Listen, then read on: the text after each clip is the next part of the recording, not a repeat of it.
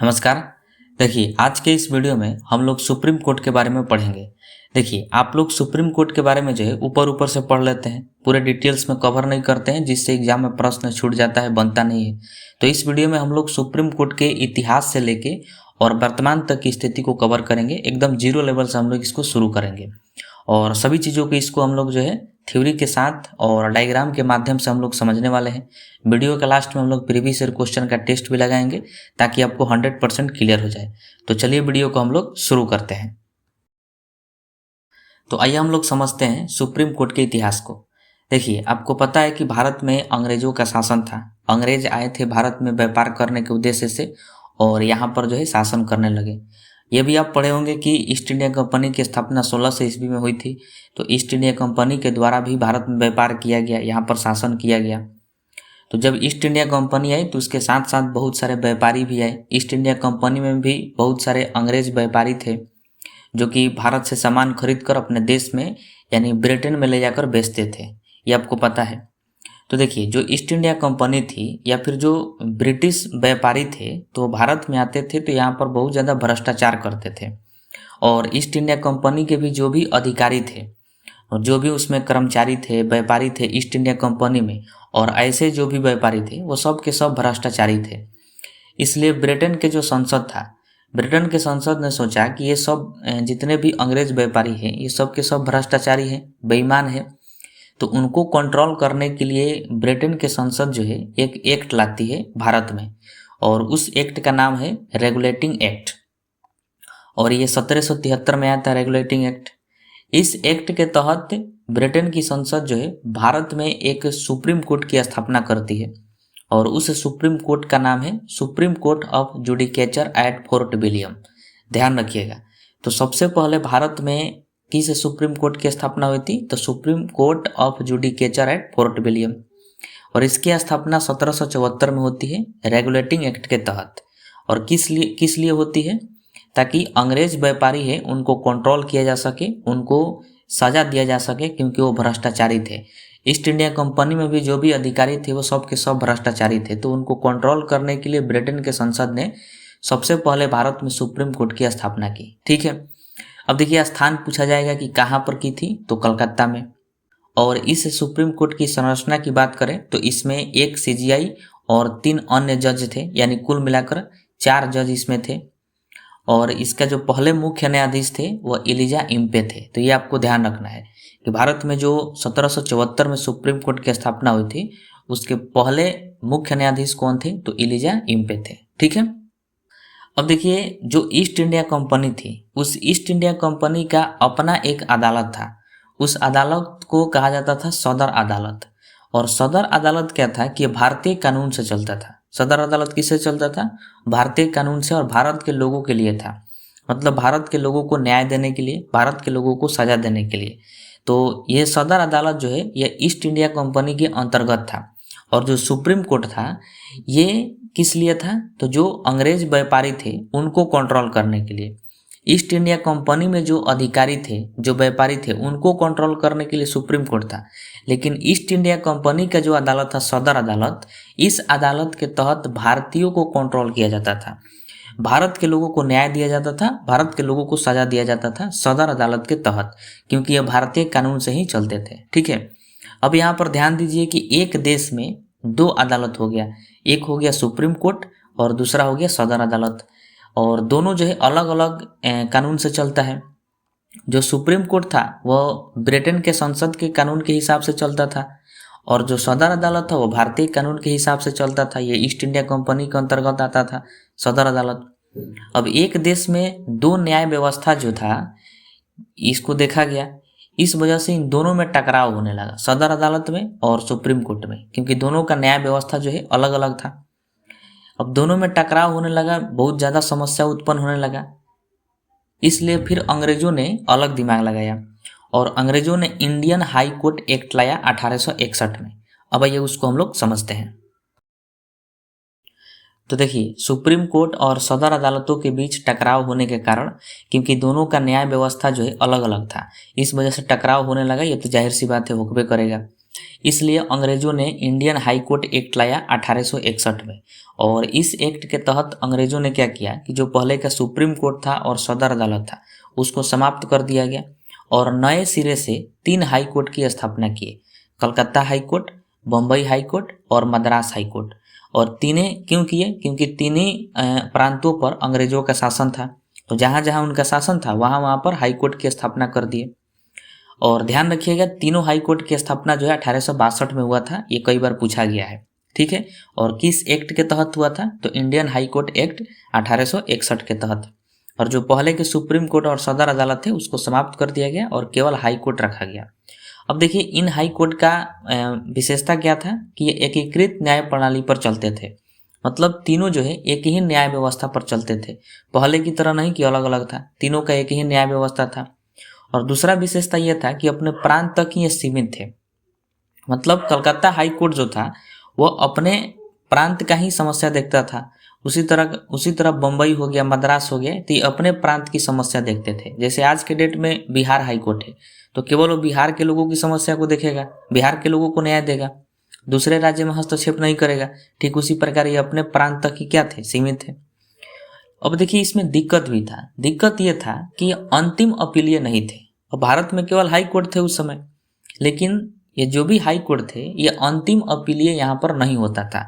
जैसे आज के डेट में अंतिम अपीलीय का मतलब क्या हुआ कि अंतिम निर्णय देने वाला ये नहीं थे। जैसे आज के डेट में हमारे देश में अंतिम अपीलीय देने का काम सुप्रीम कोर्ट करता है।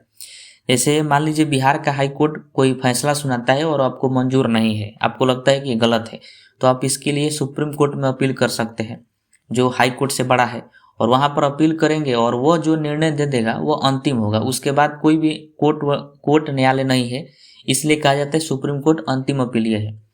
तो उस समय भारत में ये 3 हाई कोर्ट थे, लेकिन ये अंतिम अपीलीय नहीं थे। अंतिम अपीलीय जो है अंग्रेज अपने देश में रखे थे, यानी लंदन में। और अंतिम अपीलीय का व्यवस्था था judicially committee of the Privy Council London में, ये उनका कोर्ट का नाम है। तो वहाँ पर अंतिम अपीलीय था। जैसे कोलकाता हाई कोर्ट उस समय मान लीजिए कोई फैसला सुना दिया 1862 के अंतर्गत, तो आप जो है अंतिम अपीलीय चाहते हैं तो आपको लंदन जाना पड़ता था। तो ये इसकी गड़बड़ी था इस हाई कोर्ट में।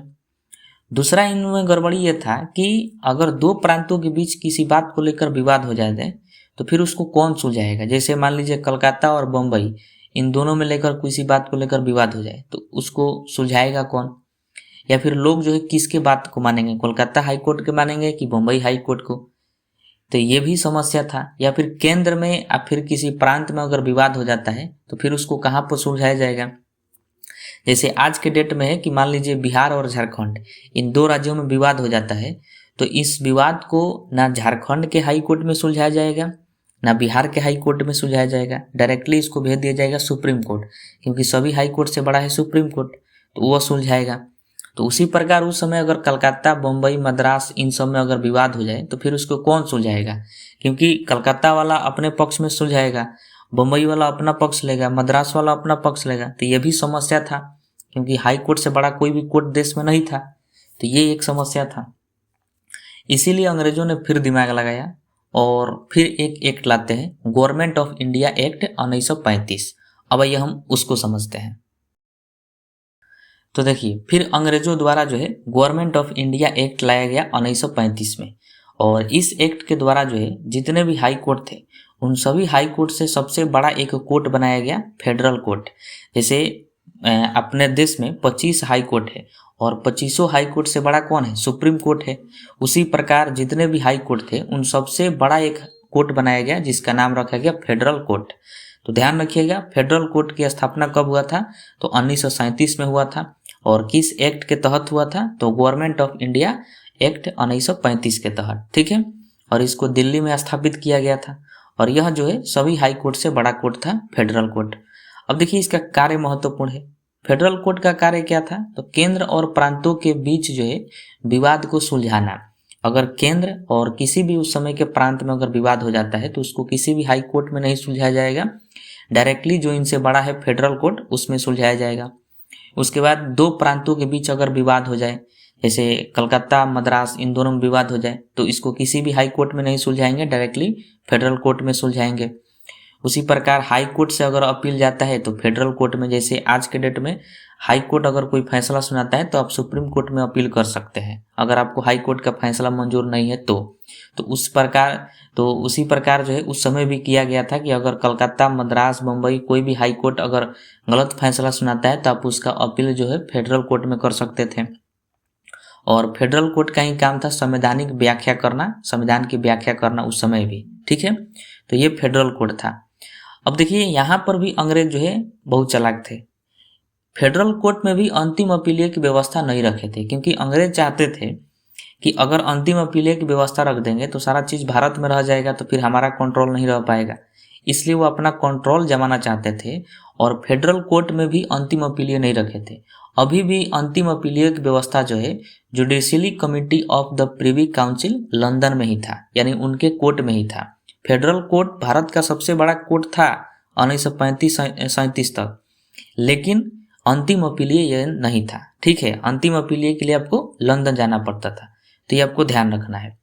अब देखिए फेडरल कोर्ट की व्यवस्था ही जो है ये 1950 तक चला, जब तक देश आज़ाद नहीं हुआ, संविधान लागू नहीं हुआ, तब तक जो है फेडरल कोर्ट की व्यवस्था चला, मतलब लगभग 1950 तक ये चला। उसके बाद 1950 में, जब 1947 में देश आज़ाद हुआ, 1950 में जब संविधान लागू हुआ, तो उस समय सुप्रीम कोर्ट की स्थापना किया गया देश में। जो आज वर्तमान में सुप्रीम कोर्ट है उसकी स्थापना हुआ 1950 में। अब आइए हम वर्तमान सुप्रीम कोर्ट के बारे में समझते थे। अब आइए हम वर्तमान सुप्रीम कोर्ट के बारे में समझते हैं। देखिए भारतीय संविधान का जो आर्टिकल 124 का 1 है उसमें कहा गया है कि भारत में एक सुप्रीम कोर्ट होगा, सुप्रीम कोर्ट का स्थापना किया जाएगा। उसी के तहत 26 जनवरी 1950 को सुप्रीम कोर्ट की स्थापना की जाती है और इसका स्थान जो है नई दिल्ली है, यानी आज भी नई दिल्ली में ही सुप्रीम कोर्ट है। इसके पहले मुख्य न्यायाधीश, ध्यान रखिएगा, एच.जे. कानिया थे, ये पूछा जाता है। और ये जो सुप्रीम कोर्ट है ये अंतिम अपीलीय है, मतलब अंतिम निर्णय देने का काम जो है सुप्रीम कोर्ट का ही है। इसके बाद कोई भी कोर्ट नहीं है इससे ऊपर, ये जो भी निर्णय देगा वो अंतिम निर्णय होगा, तो इसीलिए कहा जाता है कि अंतिम अपीलीय सुप्रीम कोर्ट है। इसकी पहली बैठक, ध्यान रखिएगा, 28 जनवरी 1950 ईस्वी को हुआ था। स्थापना के 2 दिन बाद ही इसकी पहली बैठक हुई थी। भारत की जो न्यायपालिका है वो एकीकृत है, यानी एक ही नियम पर सभी अदालतें चलती है। आपको पता है कि पूरे भारत में 25 हाई कोर्ट है और एक सुप्रीम कोर्ट है, तो ध्यान रखिएगा कि जितने हाई कोर्ट है और सुप्रीम कोर्ट है ये सब भारतीय संविधान पर ही चलते हैं। तो भारतीय संविधान तो हमारा एक ही है और अलग अलग कोर्ट हैं, तो सभी एक ही संविधान से, एक ही नियम से चलती है। इसीलिए कहा जाता है कि भारत की जो न्यायपालिका है वह एकीकृत है, मतलब एक ही नियम पर सभी चलती है, अलग अलग कुछ नहीं है। अब देखिए शुरुआत में ही सुप्रीम कोर्ट में कुल 8 जज थे, एक सीजीआई और 7 अन्य जज थे। लेकिन जैसे जैसे मामला बढ़ता गया, समस्या बढ़ता गया, केस बढ़ते गए, वैसे वैसे जजों की संख्या बढ़ाई गई। जैसे देखिए 1950 में कुल 8 जज थे, 1 और 7 के रेशियो में, एक सीजीआई और 7 अन्य जज। 1956 में 11 हो गए, 1960 में 14 जज हो गए, 1976 में 18, 1986 में 26, 2008 में 31 और 2019 में 34। और 2019 से लेकर अभी तक वर्तमान तक जो है कुल सुप्रीम कोर्ट में 34 जज है, एक है सीजीआई यानी मुख्य न्यायाधीश और 33 अन्य जज है। तो आपको ध्यान रखना है। अब ये हम लोग भारत में न्यायपालिका के स्ट्रक्चर को समझते हैं। देखिए भारत में जो न्यायपालिका है उसका स्ट्रक्चर देखिएगा पिरामिड की तरह है। जैसे भारत में सबसे ऊपर जो न्यायपालिका है उसका नाम है सुप्रीम कोर्ट, तो नंबर 1 पर आता है सुप्रीम कोर्ट, और सुप्रीम कोर्ट की संख्या पूरे भारत में एक ही है। उसके बाद आता है हाई कोर्ट। हाई कोर्ट की संख्या जो है सुप्रीम कोर्ट से ज़्यादा है, भारत में कुल 25 हाई कोर्ट है। और उसके बाद आता है डिस्ट्रिक्ट कोर्ट और सेशन कोर्ट, जिसको जिला एवं सत्र न्यायालय कहा जाता है। देखिए जिला और सत्र न्यायालय की संख्या हाई कोर्ट से भी ज़्यादा है। इसी में जो है दीवानी और फौजदारी दोनों मामलों को देखा जाता है जिला और सत्र न्यायालय में। दीवानी मामले का मतलब हो गया कि ज़मीन से जुड़ा अगर कोई विवाद है उसको, और फौजदारी मामले का मतलब कोई गंभीर अपराध है, जैसे मर्डर हो गया है, डकैती हो गया है, रेप वगैरह हो गया है बड़े लेवल का, तो उसको डिस्ट्रिक्ट या फिर सेशन कोर्ट में सुलझाया जाता है।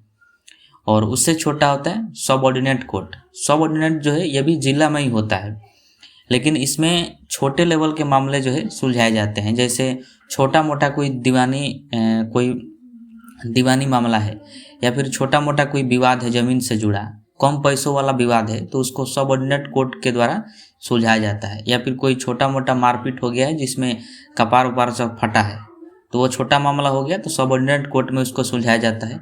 और बड़ा लेवल का होगा तो उसको फिर डिस्ट्रिक्ट या फिर सेशन कोर्ट में सुलझाया जाएगा। और सबसे निचला स्थान पर आता है ग्राम न्यायालय, जिसमें मुखिया सरपंच के द्वारा किसी भी मामले को सुलझाया जाता है। जैसे गांव में छोटे मोटे बात को लेकर अगर कोई विवाद हो गया तो उसको सुलझा देते हैं ग्राम न्यायालय में। तो ये जो है न्यायपालिका का स्ट्रक्चर होता है भारत में। अब आइए हम समझते हैं कि सुप्रीम कोर्ट में न्यायाधीशों की नियुक्ति कैसे होती है, यानी जो चीफ जस्टिस ऑफ इंडिया होते हैं यानी CJI, उनकी नियुक्ति कैसे होती है। देखिए, इसकी बात जो है आर्टिकल 124 में कहा गया है। 124 में कहा गया है कि सुप्रीम कोर्ट के जो मुख्य न्यायाधीश होंगे उनकी नियुक्ति राष्ट्रपति के द्वारा किया जाएगा, ये बात इसमें कहा गया है। तो ध्यान रखिए, जो सबसे पहले सुप्रीम कोर्ट की स्थापना हुई 1950 में, तो उसका पहला मुख्य न्यायाधीश कौन थे, तो HJ कानिया थे। तो उनकी नियुक्ति कौन किए होंगे, तो जो उस समय के प्रथम राष्ट्रपति थे डॉक्टर राजेंद्र प्रसाद, वही किए होंगे। तो ये ध्यान रखिएगा। अब देखिए, इसमें क्या था कि कार्यपालिका यहाँ पर भारी था। कैसे भारी था, क्योंकि राष्ट्रपति के हाथों में था कि राष्ट्रपति जिस व्यक्ति को CJI बनाना चाहते हैं उसको बना सकते थे। ये बात इसमें कहा गया था कि राष्ट्रपति को अगर लगे कि सरकार में कोई व्यक्ति है और वह अच्छा व्यक्ति है तो राष्ट्रपति उसको भी CJI बना सकते थे, मतलब किसी को भी बना सकते थे इंडिया में। इसलिए कहा गया कि ऐसे तो कार्यपालिका भारी है क्योंकि राष्ट्रपति के हाथ में है, और राष्ट्रपति जो है सरकार के बात मानते हैं। तो सरकार आगे चल के जिसको कह दे कि इसको CJI बनाइए तो राष्ट्रपति को उसको CJI बनाना पड़ेगा। इसीलिए यहाँ पर कार्यपालिका भारी था। इसलिए 1950 के बाद से एक परंपरा लाया गया और एक परंपरा चली कि सुप्रीम कोर्ट के न्यायाधीशों को ही CJI बनाया जाएगा और राष्ट्रपति के द्वारा बनाया जाएगा। मतलब सुप्रीम कोर्ट में जितने न्यायाधीश होंगे उन्हीं में से किसी एक को सुप्रीम कोर्ट का CJI बनाया जाएगा, जो सबसे वरिष्ठ होगा उसी को। जैसे मान लीजिए कि सुप्रीम कोर्ट में 10 न्यायाधीश हैं और 10 न्यायाधीश में जो सबसे वरिष्ठ होगा यानी जो सबसे उम्रदराज होगा उसी को राष्ट्रपति जो है अगला CJI नियुक्त करेंगे, बाकी किसी को नहीं कर सकते हैं। अगर राष्ट्रपति चाहें कि किसी दूसरे व्यक्ति को बना दें, ऐरू गैरू किसी को भी, तो नहीं बना सकते हैं। ये परंपरा चलाया गया कि जब भी CJI बनेगा तो सुप्रीम कोर्ट का जज ही होगा और वह जज होगा जो सबसे वरिष्ठ होगा सुप्रीम कोर्ट में, उसी को बनाया जाएगा। ये परंपरा चलाया गया। लेकिन देखिए, इस परंपरा की धज्जियां जो है इंदिरा गांधी के द्वारा उड़ा दिया गया, और वो भी एक बार नहीं 2 बार इसका धज्जिया उड़ाया गया। आइए उसको समझते हैं। देखिए, हुआ यह कि 1973 में इंदिरा गांधी की सरकार थी और इंदिरा गांधी ने संसद में एक विधेयक लाती है और उस विधेयक में लिखा था कि अगर संसद चाहे यानी सरकार चाहे तो संविधान में कुछ भी संशोधन कर सकती है, कोई उसको रोक टोक नहीं होगा। इस तरह का एक विधेयक इंदिरा गांधी संसद में पेश करती है। अब इस विधेयक का जोर शोर से बवाल होने लगा और यह मामला जो है सुप्रीम कोर्ट पहुंचा और इसी मामले को केशवानंद भारती केस के नाम से जाना जाता है। जब ये सुप्रीम कोर्ट पहुंचा तो सुप्रीम कोर्ट ने कहा कि आप ऐसा विधेयक नहीं ला सकती है, आप ऐसा विधेयक पास नहीं कर सकती है, क्योंकि इससे जो है सरकार शक्तिशाली हो जाएगी। क्योंकि इस विधेयक में लिखा गया था कि अगर सरकार चाहे, संसद चाहे तो संविधान में कुछ भी संशोधन कर सकती है और उस विधेयक को पास कराया जा रहा था। तो सुप्रीम कोर्ट ने उस पर रोक लगा दिया और सुप्रीम कोर्ट ने कह दिया कि आपको संशोधन करना है तो आप ऐसा संशोधन करिए कि संविधान के मूल ढांचा प्रभावित न हो। बाकी आप कैसे भी संशोधन कर लीजिए चलेगा, लेकिन ऐसा आप संशोधन नहीं कर सकते कि मूल ढांचा प्रभावित हो। लेकिन इंदिरा गांधी ने विधेयक में क्या लिखा था कि ऐसा कुछ भी संशोधन कर सकते हैं संविधान में, कोई रोक टोक नहीं है। इसीलिए सुप्रीम कोर्ट के बहुत सारे जज जो है इस विधेयक के खिलाफ हो गए और इंदिरा गांधी का विरोध करने लगे और कह दिए कि ये विधेयक अगर इसमें संशोधन करिए और इसमें लिखिए कि मूल ढांचा प्रभावित नहीं होना चाहिए। आप संशोधन कर सकती है, कोई दिक्कत नहीं है, लेकिन संविधान का मूल ढांचा प्रभावित नहीं होना चाहिए। तो इस विधेयक के खिलाफ जो है सुप्रीम कोर्ट के बहुत सारे जज थे और कुछ जज जो है इंदिरा गांधी के पक्ष में भी थे, कुछ जज इनके विपक्ष में भी थे। अब देखिए, दुर्भाग्य से उसी वर्ष जो है 1973 में ही CJI नियुक्त करना था। अब CJI की नियुक्ति था और इंदिरा गांधी प्रधानमंत्री थी, शक्तिशाली थी। तो फिर इंदिरा गांधी ने उस व्यक्ति को CJI बनाया जो उस विधेयक के पक्ष में थे, और जितने सुप्रीम कोर्ट के जज थे और जो उस विधेयक के विपक्ष में थे, उस विधेयक के विरोध कर रहे थे, उनको CJI नियुक्त नहीं की और एक व्यक्ति को बना दी AN राय को। AN राय से 3 जज ऐसे थे जो कि वरिष्ठ थे, उनसे बड़ा थे, लेकिन उनको नहीं बनाया गया। एएन राय अभी छोटे थे उम्र में, उनको बना दिया गया अगला सीजीआई, क्योंकि एएन राय इंदिरा गांधी के पक्ष में थे, इस वजह से उनको सीजीआई नियुक्त कर दिया गया। अब इसको भी लेकर बहुत ज़्यादा विवाद हुआ, लेकिन फिर जाके आगे मामला ठंडा गया। अभी भी इंदिरा गांधी नहीं रुकी। देखिए, आप सभी लोगों को पता है कि 1975 में भारत में इमरजेंसी लगा था, आपातकाल लागू हुआ था, और उस समय इंदिरा गांधी की सरकार थी। तो इंदिरा गांधी ने इमरजेंसी लागू करके जितने भी उनके विपक्षी नेताओं थे सभी को जेल में डालना चालू कर दिया, सभी को मनमानी तरीके से जेल में बंद कर दी। बहुत सारे लोगों के मौलिक अधिकार छीन लिए गए। जो मन आता था इमरजेंसी में वो कर देती थी इंदिरा गांधी, क्योंकि ऐसा ही अधिकार था कि इमरजेंसी में कुछ भी किया जाएगा, ये सब हो सकता है, कोई इसमें दिक्कत नहीं है। अब ये मामला जो है सुप्रीम कोर्ट पहुंचा। सुप्रीम कोर्ट के उस समय सबसे वरिष्ठ न्यायाधीश थे एच.आर. खन्ना। एच.आर. खन्ना को जब ये बात पता चला तो एच.आर. खन्ना ने सरकार को फटकार लगाया, इंदिरा गांधी को फटकार लगाया और कहा कि आप इमरजेंसी में आप मनमानी नहीं कर सकती है। और एच.आर. खन्ना ने उसी दिन से कह दिया कि जिस भी व्यक्ति को आपातकाल के दौरान बिना किसी वजह के गिरफ्तार किया गया है तो वह अपने गिरफ्तारी के खिलाफ न्यायालय में चुनौती दे सकते हैं। लेकिन ऐसा पहले नहीं था कि आप अगर आपको आपातकाल के दौरान किसी व्यक्ति को गिरफ्तार किया गया है तो न्यायालय में चुनौती नहीं दे सकता है।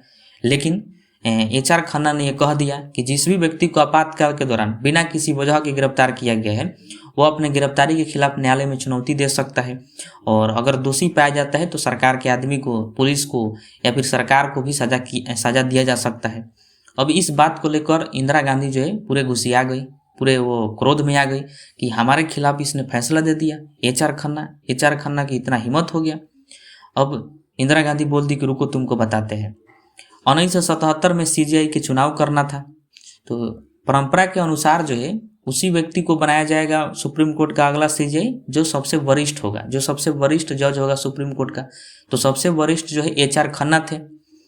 तो और उस समय भी इंदिरा गांधी की सरकार थी, तो इंदिरा गांधी ने एच.आर. खन्ना को सीजीआई नहीं बनाई और दूसरे व्यक्ति को बना दी। एक थे एम.एच. बेग, सॉरी ये लेडीज थी, एम.एच. बेग महिला थी, इनको जो है अगला सीजीआई बना दी। जबकि सबसे वरिष्ठ थे एच.आर. खन्ना। एच.आर. खन्ना को क्यों नहीं बनाई?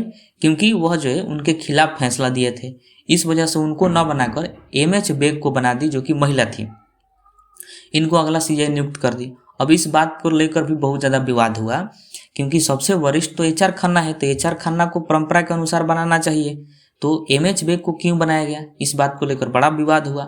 इसलिए सुप्रीम कोर्ट ने कहा कि कुछ ना कुछ दिमाग लगाना पड़ेगा, क्योंकि इंदिरा गांधी के द्वारा 2 बार धज्जियां उड़ा दिया गया परंपरा का। इसीलिए सुप्रीम कोर्ट ने 1993 में 9 जजों की बेंच बैठाई और इसमें फैसला लिया गया कि जब भी अब सीजीआई की नियुक्ति करना होगा, जजों की नियुक्ति करना होगा, तो इसमें कार्यपालिका प्रभावी नहीं रहेगी, कार्यपालिका का इसमें हस्तक्षेप नहीं रहेगा, मतलब सरकार इसमें कोई डिसीजन नहीं ले सकती है। जब भी डिसीजन लिया जाएगा तो न्यायपालिका के द्वारा ही लिया जाएगा। और इसी बैठक में कोलोजियम व्यवस्था को लागू किया गया। तो 1993 से कोलोजियम व्यवस्था को लागू किया गया और कोलोजियम के द्वारा ही सुप्रीम कोर्ट में जज की नियुक्ति करना हो तो कोलोजियम के द्वारा होता है, या फिर सीजीआई यानी मुख्य न्यायाधीश की नियुक्ति करना हो तो कोलोजियम के द्वारा ही होता है। आइए हम लोग समझते हैं कि कोलोजियम में कौन कौन होते हैं। देखिए, कोलोजियम में कुल 5 जज होते हैं, एक होते हैं सीजीआई और 4 अन्य जज होते हैं। इस प्रकार कुल 5 जजों को मिलाकर कोलोजियम व्यवस्था को लागू किया गया। अब जब भी किसी जज को नियुक्त करना हो या फिर सीजीआई को नियुक्त करना हो तो ये 5 जज जो है एक रिपोर्ट पेश करते हैं और वह रिपोर्ट बनाते हैं, रिपोर्ट बना के राष्ट्रपति को देते हैं और राष्ट्रपति जो है उस रिपोर्ट के अनुसार उस व्यक्ति को अगला सीजीआई नियुक्त करते हैं या फिर सुप्रीम कोर्ट के जज नियुक्त करते हैं। तो यही जो है कोलोजियम की व्यवस्था है, ठीक है। फिर आगे चल के देखिए, कोलोजियम पर जो है आरोप लगने लगा भाई भतीजावाद का। भाई भतीजावाद का मतलब लोग कहने लगे, सरकार कहने लगी कि कोलोजियम में जो भी जज होते हैं वो अपने भाई को ही, अपने भतीजा को ही ये सब क्या करते हैं, अगला सीजीआई या फिर जज नियुक्त करते हैं। तो इस तरह का आरोप लगने लगा। उसके बाद जो है मोदी जी की एंट्री होती है 2014 में। मोदी जी जब भारत के प्रधानमंत्री बने तो वह 99वां संविधान संशोधन किए संविधान में और संशोधन करके एनजैक लाए। एनजैक क्या है? तो नेशनल जुडिशियल अपॉइंटमेंट कमीशन। एनजैक लाए और कहें कि इसमें कुल 6 सदस्य होंगे और यही 6 सदस्य जो है अगला सीजीआई को नियुक्त करेंगे या फिर अन्य जज की नियुक्त करेंगे सुप्रीम कोर्ट के। और इन 6 सदस्यों में कौन कौन होगा, तो एक सीजीआई होंगे यानी चीफ जस्टिस ऑफ इंडिया, जो कि वर्तमान के होंगे वही होंगे। और दूसरा जो है 2 वरिष्ठ न्यायाधीश होंगे, तीसरा एक कानून मंत्री होंगे और चौथा 2 प्रतिष्ठित व्यक्ति होंगे यानी इमिनेंट पर्सन। अब सीजीआई ठीक है, 2 वरिष्ठ न्यायाधीश ठीक है, कानून मंत्री भी ठीक है, सरकार में जो कानून मंत्री होगा वो इसका सदस्य हो जाएगा एनजैक का। लेकिन 2 प्रतिष्ठित व्यक्ति कौन होगा, ये कौन निर्धारित करेगा कि पूरे भारत में प्रतिष्ठित व्यक्ति कौन है, या कैसे मतलब निर्धारित किया जाएगा। तो इसके लिए कहा गया कि इसकी चुनाव किया जाएगा और उस चुनाव में जो है कुल 3 लोग शामिल होंगे, एक सीजीआई होगा, दूसरा प्रधानमंत्री और तीसरा लोकसभा के विपक्ष का नेता। ये तीनों लोग मिलकर जिस व्यक्ति को कहेंगे कि प्रतिष्ठित व्यक्ति है, जानकार व्यक्ति है, अच्छा व्यक्ति है, छवि का बढ़िया है, उसी को जो है प्रतिष्ठित व्यक्ति मान लिया जाएगा, इमिनेंट पर्सन। और इस तरह 2 व्यक्तियों का ये सब जो है तीनों मिलकर चुनाव करेंगे। तो 2 प्रतिष्ठित व्यक्ति हो गए। इस तरह मिलाकर कुल एनजैक में 6 सदस्य होंगे और यही 6 सदस्य जिस व्यक्ति को, जिस जज को कहेंगे कि ये सीजीआई बनेगा उसको बनाया जाएगा, जिस व्यक्ति को कहेंगे कि यह सुप्रीम कोर्ट का जज बनेगा उसको बना दिया जाएगा, न्यायाधीश बना दिया जाएगा। ये बात कहा गया। फिर सुप्रीम कोर्ट ने इस पर विचार किया एनजैक पर और कहा कि इसमें तो कार्यपालिका जो है, कार्यपालिका की जितनी शक्ति है उतना ही न्यायपालिका की शक्ति है। अर्थात ये भी देखा गया कि कार्यपालिका यहाँ पर भारी है, क्योंकि इस एनजैक में कहा गया था कि अगर एनजैक का 2 सदस्य किसी व्यक्ति का विरोध कर देते हैं कि यह व्यक्ति सुप्रीम कोर्ट का जज नहीं बनना चाहिए या फिर सीजीआई नहीं बनना चाहिए, तो फिर उस व्यक्ति को कभी नहीं बनाया जा सकता है। ये इसमें अधिकार था कि 2 व्यक्ति अगर मना कर देते हैं तो उसको कभी नहीं बना सकते हैं।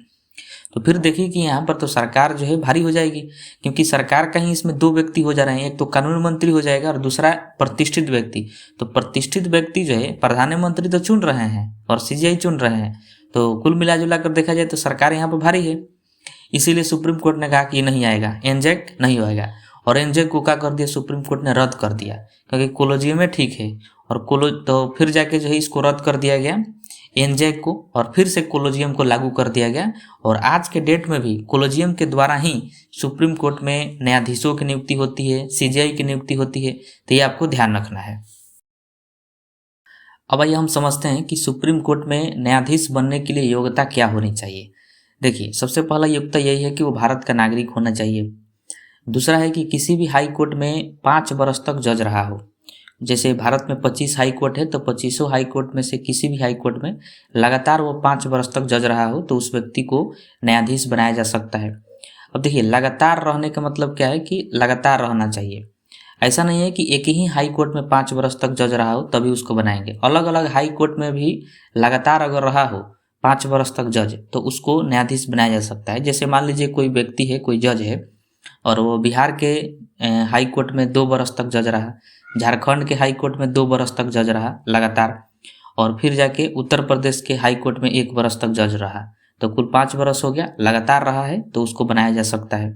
ऐसा फिक्स नहीं है कि एक ही हाई कोर्ट में रहना चाहिए, अलग अलग हाई कोर्ट में लगातार रहा हो 5 वर्ष तक तो उसको बना सकते हैं। अगर ये नहीं है तो दूसरा क्या है कि किसी भी हाई कोर्ट में 10 वर्ष तक वकील रहा हो। ठीक वकील वैसा ही रहा हो, अलग अलग हाई कोर्ट में भी चलेगा, लेकिन लगातार रहना चाहिए 10 वर्ष तक। और तीसरा है कि राष्ट्रपति के दृष्टि में अच्छा विधिवेत्ता हो, मतलब राष्ट्रपति की नज़र में लगे कि ये व्यक्ति कानून का अच्छा जानकार है, न्याय के बारे में अच्छा इसको जानकारी है, तो उस व्यक्ति को न्यायाधीश बनाया जा सकता है राष्ट्रपति के द्वारा। ठीक है। और ये भी ध्यान रखिएगा कि जो न्यायाधीशों की कार्यकाल है वो 65 वर्ष तक होता है। 65 वर्ष के आयु तक वो न्यायाधीश रह सकते हैं, उसके बाद वो रिटायर हो जाते हैं। अब ये हम समझते हैं कि न्यायाधीशों का निष्कासन कैसे होता है, मतलब न्यायाधीशों को उनके पद से कैसे हटाया जाता है। और इसका चर्चा जो है आर्टिकल 124 के 4 में किया गया है, ये आपको ध्यान रखना है। अब देखिए, सुप्रीम कोर्ट के अगर न्यायाधीशों को हटाना है तो उनको 2 आधार पर हटाया जा सकता है, और ये कई बार पूछा गया है, ध्यान रखना है। पहला आधार है कि दुर्व्यवहार, अगर किसी के साथ वह दुर्व्यवहार किए हैं तो उनको हटाया जा सकता है। या फिर असमर्थता, मतलब वह अपने पद के लिए समर्थ नहीं है, असमर्थ है, तो उनको उनके पद से हटाया जा सकता है। तो बेसिकली ये 2 ही आधार है जिस वजह से किसी भी न्यायाधीश को सुप्रीम कोर्ट के हटाया जा सकता है, ये ध्यान रखिएगा। अब देखिए, यह प्रक्रिया कैसे चलती है, तो यह महाभियोग की तरह प्रक्रिया होती है, लेकिन महाभियोग प्रक्रिया नहीं होती है, ये आपको ध्यान रखना है। सबसे पहले जो है, अगर किसी न्यायाधीश को हटाना है तो उसका प्रस्ताव किसी भी सदन में पेश किया जा सकता है। सदन आपको पता है 2 सदन होता है, लोकसभा और राज्यसभा। तो किसी भी सदन में पहले पेश कर सकते हैं। जब किसी सदन में पेश किया जाएगा तो उस आधार की जांच किया जाएगा कि जो इन पर आरोप लगाया गया है वह सही है कि नहीं है। अब बात ये आती है कि जांच कौन करेगा, क्योंकि सदन में जो भी नेता होते हैं वो सब के सब बकलोल होते हैं, अधिकांश उसमें से पढ़ा होगा, कोनो पढ़ा लिखा होता नहीं है। तो उसके जांच के लिए जो है जांच टीम बनाया जाता है, और उस जांच टीम में एक सुप्रीम कोर्ट का सीजीआई होता है और हाई कोर्ट के कुछ जज होते हैं उसमें, और एक विधि विशेषज्ञ होता है, मतलब एक कानून का अच्छा खासा जानकार होता है। तो ये तीन जो है मिलकर जांच करते हैं कि जज पर या फिर न्यायाधीश पर जो आरोप लगाया गया है वो सही है कि नहीं है। अगर सही पाया जाता है तो फिर ये तीनों मिलकर रिपोर्ट पेश कर देते हैं सदन में, जिस सदन में चालू हुआ था उस सदन में रिपोर्ट पेश करते हैं कि हाँ जो आरोप लगाया गया है वो सही है। अब जैसे ही रिपोर्ट आ जाता है इन तीनों का, तो दोनों सदन में विशेष बहुमत से पारित करना होता है जज को हटाने के लिए। अब दोनों सदन में जब विशेष बहुमत से पारित हो जाता है तो फिर राष्ट्रपति के पास भेजा जाता है, और राष्ट्रपति जो है उस न्यायाधीश को, उस जज को उसके पद से हटा देते हैं। ठीक है, तो फिर से मैं आपको बता दूं इसके बारे में कि किसी भी सदन में पेश किया जा सकता है किसी भी न्यायाधीश को हटाने के लिए। तो सबसे पहले उस आधार की जांच की जाती है, उस आरोप की जांच की जाती है कि सही है कि नहीं। तो वो जांच जो है सीजीआई, कुछ जज हाई कोर्ट के होते हैं और एक विधि विशेषज्ञ होता है, ये तीनों मिलकर जांच करते हैं कि आधार सही है कि नहीं। अगर सही होता है तो रिपोर्ट जो है पेश कर देते हैं सदन में, फिर दोनों सदन में विशेष बहुमत से पारित कराया जाता है, और उसके बाद राष्ट्रपति के द्वारा उस न्यायाधीश को, उस जज को हटा दिया जाता है। ठीक है, तो ये प्रक्रिया होती है। अब मान लीजिए कोई न्यायाधीश है वो अपने मन से हटना चाहते हैं तो वो इस्तीफा दे देते हैं राष्ट्रपति को, और राष्ट्रपति को इस्तीफा दे के अपने पद से हट जाते हैं। तो ये भी आपको ध्यान रखना है। अब आइए हम न्यायाधीशों के वेतन और भत्ते को समझते हैं। देखिए, न्यायाधीशों को वेतन जो है संचित निधि से दिया जाता है। संचित निधि मतलब सरकार का ये खजाना होता है, सरकार का धन होता है, इसी से न्यायाधीशों को वेतन दिया जाता है। भत्ते की सुविधा इसी से दी जाती है। इसमें कहा गया है कि जो न्यायाधीश होते हैं उनके कार्यकाल के दौरान उनका जो वेतन है, भत्ता है, वो घटाया नहीं जा सकता है कभी भी, केवल आपातकाल को छोड़कर। अगर देश में वित्तीय आपातकाल लगा है तो उस समय तो किसी का भी वेतन घटाया जा सकता है, भत्ता को कम किया जा सकता है। तो न्यायाधीशों को कहा गया है कि उनके कार्यकाल के दौरान कभी भी उनका वेतन नहीं घटाया जा सकता, लेकिन वित्तीय आपातकाल लगा है तो उस समय घटाया जा सकता है। अब देखिए, सीजीआई के वेतन कितना होता है ये ध्यान रखिएगा, 2,80,000 होता है। जो मुख्य न्यायाधीश होते हैं सुप्रीम कोर्ट के, पर मंथ उनको इतना दिया जाता है, और जो अन्य न्यायाधीश होते हैं उनको 2,50,000 दिया जाता है पर मंथ। तो ये ध्यान रखिएगा। अब आइए हम समझते हैं कि कार्यकारी मुख्य न्यायाधीश कौन होता है। देखिए, आपको पता है कि सुप्रीम कोर्ट में एक सीजीआई होता है जो कि मुख्य न्यायाधीश होता है। तो मान लीजिए कि सीजीआई का पद जो है किसी कारणवश खाली है, किसी भी कारण से, अगर मान लीजिए सीजीआई बीमार है या फिर वो देश में नहीं है तो उस वजह से पद खाली हो जाता है सीजीआई का। तो पद खाली है तो उस पद को तो भरना आवश्यक है, क्योंकि पद खाली नहीं रख सकते हैं। तो इसीलिए जो सुप्रीम कोर्ट में अन्य जज होते हैं तो उन अन्य जजों में से किसी वरिष्ठ को कुछ समय के लिए सीजीआई बना दिया जाता है, सीजीआई के पद पर उनको बैठा दिया जाता है। तो उसी को कार्यकारी मुख्य न्यायाधीश कहते हैं। यानी जब सीजीआई अपने पद पर नहीं रहते, उनका पद खाली रहता है, तो अन्य जज को सीजीआई बना दिया जाता है कुछ समय के लिए, उसी को कार्यकारी मुख्य न्यायाधीश के नाम से जाना जाता है। अब कार्यकारी मुख्य न्यायाधीश की नियुक्ति कौन करते हैं? तो राष्ट्रपति करते हैं, ये आपको ध्यान रखना है। और जो सुप्रीम कोर्ट के अन्य जज होते हैं उन्हीं जजों में से किसी एक को सीजीआई बना दिया जाता है कुछ समय के लिए, जिसको कार्यकारी मुख्य न्यायाधीश कहते हैं। अब आइए हम समझते हैं कि एडहॉक जज क्या होते हैं, यानी तदर्थ न्यायाधीश। इसकी चर्चा आर्टिकल 127 में किया गया है, ध्यान रखिएगा। अब देखिए, आपको पता है कि अभी वर्तमान में सुप्रीम कोर्ट में कुल 34 जज हैं, एक सीजीआई है और 33 अन्य जज हैं। अब मान लीजिए कि 33 जज में से किसी एक जज जो है वो अपने पद पर नहीं है, किसी कारणवश से उनका पद खाली है। तो कोरम तो पूरा करना है, क्योंकि कोरम कितना का है? 34 जज का है, और एक पद खाली है जज का, क्योंकि वो बीमार हैं या फिर किसी भी कारणवश से वो अपने पद पर नहीं है। तो एक पद खाली है, तो उस कोरम पूरा करने के लिए जो सुप्रीम कोर्ट का सीजीआई होते हैं वो किसी अन्य व्यक्ति को कुछ समय के लिए जज बना देते हैं सुप्रीम कोर्ट का।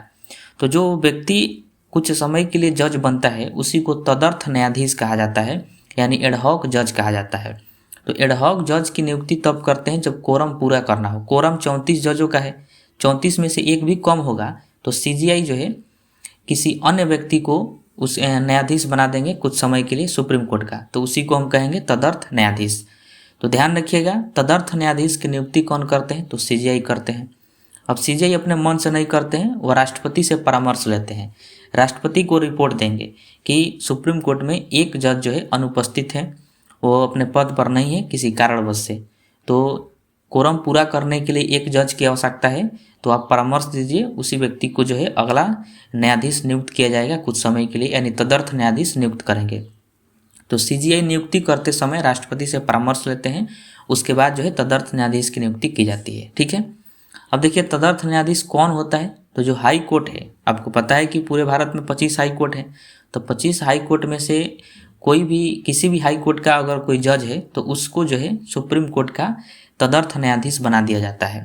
तो ये आपको ध्यान रखना है, जज, और उसी जज को बनाया जाएगा जिसकी योग्यता जो है सुप्रीम कोर्ट के न्यायाधीश के बराबर हो, नॉलेज उसके बराबर हो, उसी जज को बनाएंगे। और उनको शपथ दिलाने का काम जो है राष्ट्रपति का होता है। तदर्थ न्यायाधीश को शपथ राष्ट्रपति दिलाते हैं और उसकी नियुक्ति सीजीआई करते हैं। लेकिन देखिए कभी कभी होता क्या है कि जो एडहॉक जज होते हैं वो उपलब्ध नहीं होते हैं। जैसे किसी भी हाई कोर्ट के जज को उठाकर और तदर्थ न्यायाधीश बना दिया जाता है सुप्रीम कोर्ट का, तो जिस हाई कोर्ट के जज को बनाएंगे तो उस हाई कोर्ट में भी तो एक पद खाली हो जाएगा, क्योंकि उसी हाई कोर्ट के जज को बनाया गया है तदर्थ न्यायाधीश, तो उस हाई कोर्ट का भी व्यवस्था जो है गड़बड़ा जाएगा। इसीलिए क्या किया जाता है कि जो रिटायर जज हैं यानी सेवानिवृत्त जज हैं, तो वह तो आराम से अपने घर पर बैठे हैं, तो उनको क्या किया जाता है कि तदर्थ न्यायाधीश बना दिया जाता है। इससे किसी भी हाई कोर्ट का व्यवस्था नहीं गड़बड़ाता है रिटायर जज को बनाने से, क्योंकि वो तो आराम से अपने घर पर हैं और उनको नॉलेज भी है। इसीलिए रिटायर जज को तदर्थ न्यायाधीश बना दिया जाता है कुछ समय के लिए, और सारा वेतन भत्ता सब वही दिया जाता है जो एक न्यायाधीश को मिलता है सुप्रीम कोर्ट का, उसी को सेवानिवृत्त जज कहा जाता है। और इसकी चर्चा जो है आर्टिकल 128 में किया गया है, यह भी आपको ध्यान रखना है। अब यह हम आर्टिकल 129 को समझते हैं। देखिए इसमें कहा गया है कि सुप्रीम कोर्ट एक अभिलेख न्यायालय है। अभिलेख न्यायालय का मतलब क्या हुआ कि सुप्रीम कोर्ट के सभी फैसले जो है वह लिखित रूप से होते हैं। जो भी फैसले सुनाया जाएगा वो हवाबाजी वाला नहीं होगा कि बोल दिए कि ये कर दो वो कर दो, ऐसा नहीं, लिखित रूप से होता है। पूरा बहुत अच्छे तरीक़े से रिपोर्ट तैयार किया जाता है और उस आधार पर किसी भी व्यक्ति को सजा दिया जाता है या फिर न्याय दिया जाता है। इसीलिए कहा जाता है कि सुप्रीम कोर्ट एक अभिलेख न्यायालय है, और वो बातें जो है हमेशा के लिए रिकॉर्ड हो जाती है, हमेशा के लिए सुरक्षित उसको रख दिया जाता है, ताकि भविष्य में अगर सिमिलर ठीक इसी तरह अगर कोई मामला आता है तो उसमें भी सजा वही दिया जाएगा जो पहले दिया गया था। जैसे निर्भया हत्याकांड के बारे में आप लोग जानते होंगे, 2012 में हुआ था, और उनमें जो 4 आरोपी थे उन चारों को 2020 में फांसी दे दिया गया। तो वह जो है अभिलेख न्यायालय हो गया, वह क्या हो गया, रिकॉर्ड हो गया कि अगर उस सिमिलर उसी तरह का फिर भविष्य में कोई अपराध करता है, अगर जघन्य अपराध उसी तरह रेप करता है, तो उस व्यक्ति को भी फांसी दे दिया जाएगा। अब इससे एक फ़ायदा क्या होगा कि अगर भविष्य में कोई सिमिलर अपराध होता है उसी तरह, तो उसमें सजा सुनाने में ज़्यादा समय नहीं लगेगा, क्योंकि सिमिलर मामला है तो तुरंत उसको क्या किया जाएगा, फांसी पर टांग दिया जाएगा। तो इसीलिए जो है रिकॉर्ड रखा जाता है। और इसका फायदा एक और भी है कि जितने भी हाई कोर्ट हैं तो वो सुप्रीम कोर्ट के फैसला को देख कर ही अगर उनके पास कोई वैसा मामला आता है तो सेम उसी तरह फैसला सुना देंगे। तो इसीलिए जो है अभिलेख न्यायालय के रूप में यह कार्य करता है, उसको रिकॉर्ड रखा जाता है। और अगर कोई न्यायालय या फिर कोई व्यक्ति सुप्रीम कोर्ट के बातों को नहीं मानता है तो फिर सुप्रीम कोर्ट उसको दंडित कर सकता है, उसको दंड दे सकता है। ये बात आर्टिकल 129 में कहा गया है। उसके बाद हम लोग समझते हैं आर्टिकल 131 को। देखिए इसमें जो है सुप्रीम कोर्ट के शक्ति एवं अधिकार दिया गया है। ये तो आपको पता है कि सुप्रीम कोर्ट में कोई भी फौजदारी मामला हो बड़े लेवल का उसको सुलझाया जाता है, या फिर कोई विवादित मामला है उसको भी सुलझाया जाता है। तो ये तो नॉर्मल अधिकार हो गया सुप्रीम कोर्ट का। प्रमुख अधिकार शक्ति क्या है इसका कि यह केंद्र और राज्य के विवाद को भी सुलझाता है। जैसे केंद्र सरकार में और किसी राज्य में जो है विवाद हो गया, किसी राज्य के मुख्यमंत्री से केंद्र सरकार से विवाद हो गया, तो उसको डायरेक्टली सुप्रीम कोर्ट में सुलझाया जाएगा। या फिर किसी 2 राज्यों में विवाद हो गया, जैसे बिहार झारखंड में विवाद हो गया, बिहार उत्तर प्रदेश के सरकार में विवाद हो गया, तो उसको किसी भी हाई कोर्ट में नहीं सुलझाया जाएगा, उसको डायरेक्टली सुप्रीम कोर्ट में सुलझाया जाता है। या फिर मान लीजिए कि केंद्र सरकार है और उसके साथ कुछ राज्य हैं और दूसरी तरफ जो है कुछ और राज्य हैं, इस तरह का विवाद हो जाता है, केंद्र राज्य सब मिलकर विवाद करते हैं, तो उसको भी सुप्रीम कोर्ट में ही सुलझाया जा सकता है, इधर उधर कहीं पर भी नहीं सुलझाया जाएगा। तो ये जो है सुप्रीम कोर्ट का अधिकार है, शक्ति है। आर्टिकल 131 में इसका जिक्र है।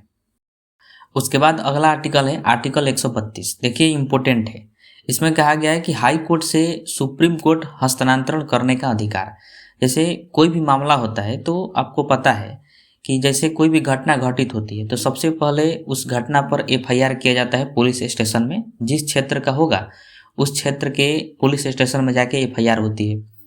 फिर उस मामला को डिस्ट्रिक्ट कोर्ट में भेजा जाता है। डिस्ट्रिक्ट कोर्ट को लगता है कि मामला बहुत गंभीर है, ये हमारे बस की बात नहीं है, तो उसको जो है हाई कोर्ट में ट्रांसफ़र किया जाता है। फिर जब हाई कोर्ट में जाता है तो हाई कोर्ट को लगता है कि इसमें संविधान के बहुत गहन नॉलेज की आवश्यकता है इस केस में, और संविधान की इसमें व्याख्या बहुत विस्तार से करना होगा, तब जाके आरोपी को सजा देना होगा। तो हाई कोर्ट के बस का बात नहीं होता है, तो क्या करता है, सुप्रीम कोर्ट भेज देता है। अब सुप्रीम कोर्ट से बड़ा तो कोई देश में कोई भी न्यायालय है नहीं, तो सुप्रीम कोर्ट इसमें गहन जांच करता है, जिसमें समय लग जाता है, सालों साल समय लगता है, और पूरे तरीक़ा से अच्छे तरीक़ा से उसकी जांच पड़ताल करके और उसके बाद जो है आरोपी को सज़ा सुनाया जाता है सुप्रीम कोर्ट के द्वारा। तो यही बात इसमें कहा गया है आर्टिकल 132 में कि हाई कोर्ट से सुप्रीम कोर्ट में हस्तांतरण करने का अधिकार। मतलब अगर हाई कोर्ट को लगे कि हमारे बस की बात नहीं है, इसमें संविधान की अत्यधिक व्याख्या करना आवश्यक है, तो वह सुप्रीम कोर्ट के पास भेज सकता है, हस्तांतरण कर सकता है। ये बात इसमें कहा गया है। और जो भी निर्णय देगा सुप्रीम कोर्ट वह अंतिम अपीलीय होगा, उसके बाद कोई न्यायालय नहीं है, कोई सुनने वाला नहीं है। फिर राष्ट्रपति के पास गुहार ही लगाया जा सकता है कि सज़ा को कम कर दें या फिर सज़ा को समाप्त कर दें, वो इसके बाद कुछ नहीं है। ठीक है, अब ये हम समझते हैं कि न्यायिक पुनरावलोकन क्या होता है, यानी जुडिशियल रिव्यू, और इसका जिक्र जो है आर्टिकल 137 में किया गया है, ये आप ध्यान रखिएगा। देखिए न्यायिक पुनरावलोकन का मतलब होता है कि जब भी किसी कानून का, विधेयक का अगर सुप्रीम कोर्ट जांच करता है तो उसी को जो है जुडिशियल रिव्यू कहा जाता है। जैसे आपको पता है कि संसद द्वारा विधेयक पास किया जाता है और वो विधेयक मान लीजिए कि संविधान का उल्लंघन कर रहा है या फिर मनमानी तरीके से विधेयक है वो, तो फिर सुप्रीम कोर्ट जो है उस विधेयक का जांच करेगा। अगर सुप्रीम कोर्ट के जांच में यह पाया जाता है कि यह विधेयक या फिर कानून संविधान का उल्लंघन कर रहा है तो उसको पूरी तरीक़ा से सुप्रीम कोर्ट द्वारा रद्द कर दिया जाता है। उसी को न्यायिक पुनरावलोकन कहते हैं। जैसे कोई भी विधेयक पास होता है तो पूरे देश में अगर बवाल हो गया उस विधेयक को लेकर, तो फिर सुप्रीम कोर्ट उसका जांच करेगा कि क्या कारण है कि बवाल हुआ है, कहीं ये संविधान का उल्लंघन तो नहीं कर रहा है। अगर ऐसा कर रहा होगा तो उसको पूरी तरीके से रद्द कर देगा। ठीक है, अब सुप्रीम कोर्ट जो है ऐसा कई बार किया है। जैसे मैंने आपको इसके पहले ही बताया, केशवानंद भारती बनाम केरल राज्य 1973 का केस। इसमें इंदिरा गांधी की सरकार थी, तो इंदिरा गांधी ने संसद में एक विधेयक लाई जिसमें कह दी थी कि सरकार जो है संविधान में कुछ भी संशोधन कर सकती है, जो चाहे वो कर सकती है।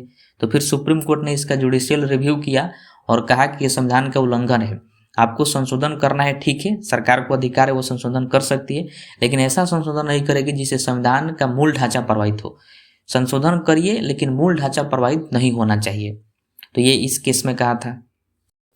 और एक दूसरा केस भी आया था, गोलकनाथ बीएस पंजाब, जो कि 1967 में आया था।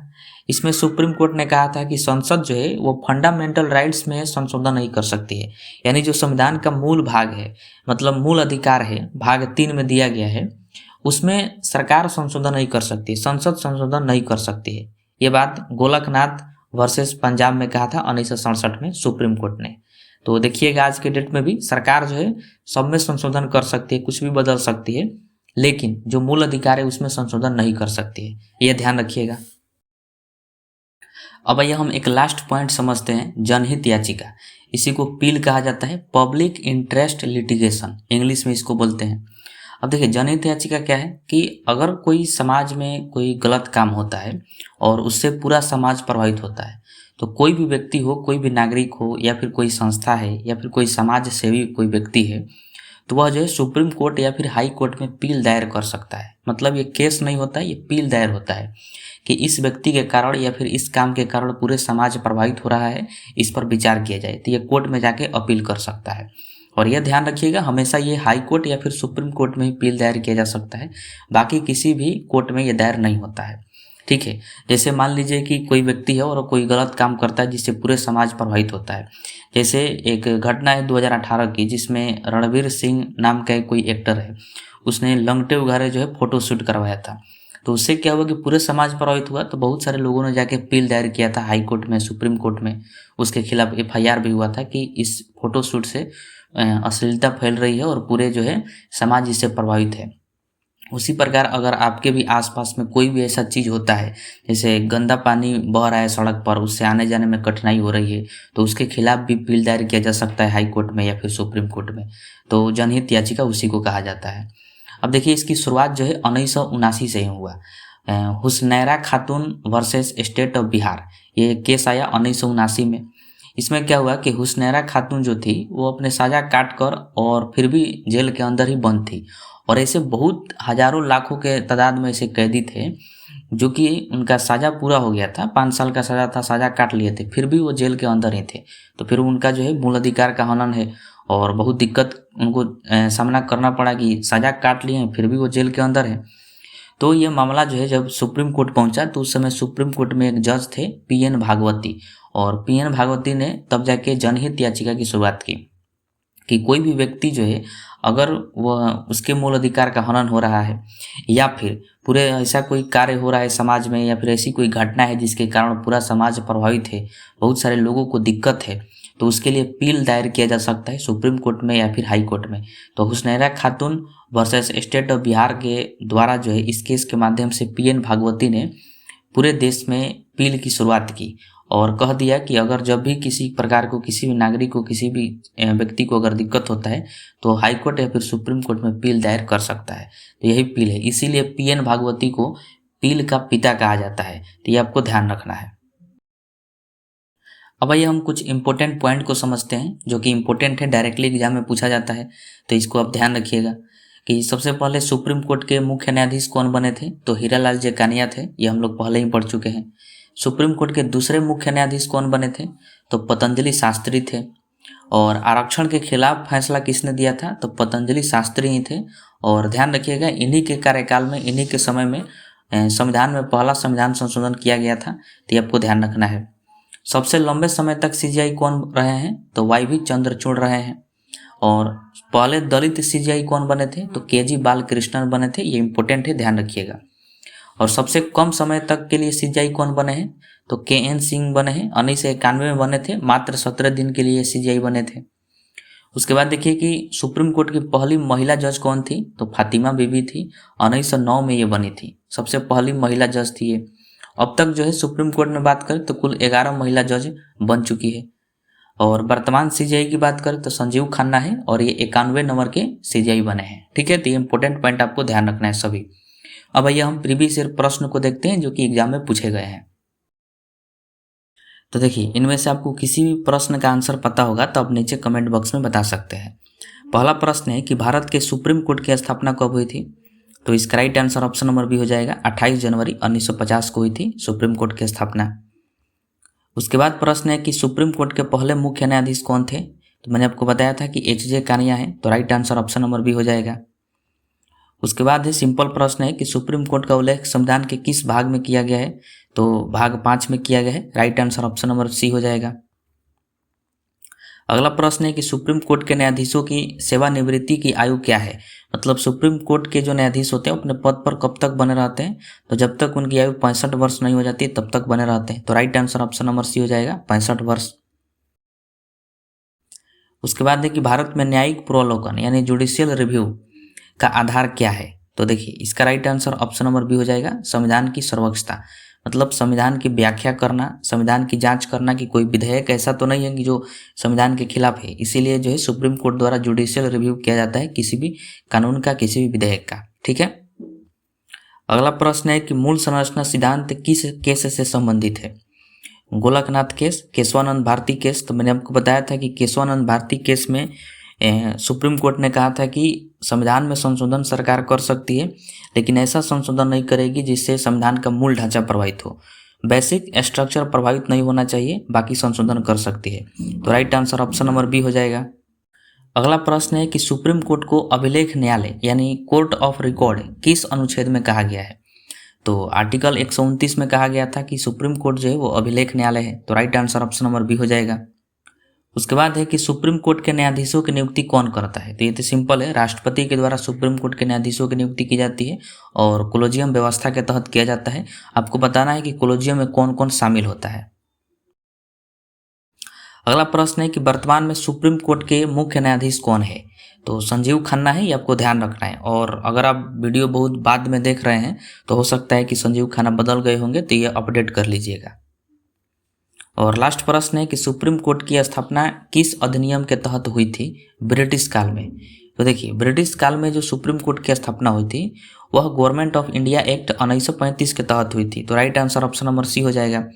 लेकिन अगर आपसे पूछा जाए कि Supreme Court of Judicature at Fort William, जिसका जिक्र शुरू में ही किया गया था, तो उसकी स्थापना किसके तहत हुई थी। तो रेगुलेटिंग एक्ट के तहत हुई थी 1773 के तहत, और 1774 में उसकी स्थापना की गई थी।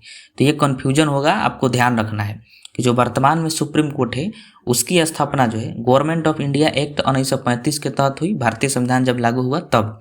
लेकिन जो Supreme Court of Judicature at Fort William था, ब्रिटिश काल में अंग्रेजों को कंट्रोल करने के लिए, अंग्रेज व्यापारियों को कंट्रोल करने के लिए, तो उसकी स्थापना जो है रेगुलेटिंग एक्ट 1773 के तहत हुई थी 1774 में। तो ये ध्यान रखना है।